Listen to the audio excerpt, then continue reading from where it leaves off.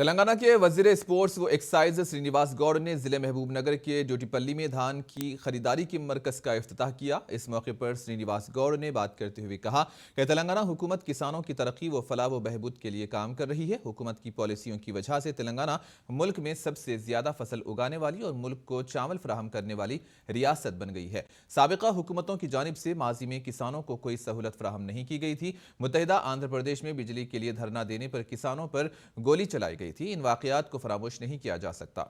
انہوں نے کہا کہ تلنگانہ ریاست کی تشکیل کے بعد کسانوں کو آبپاشی کے لیے پانی، مفت بجلی، ریتو بندھو، مشن کاکتیہ جیسے اسکیمات کے ذریعے کسانوں کی ترقی کے اقدامات کیے گئے ہیں۔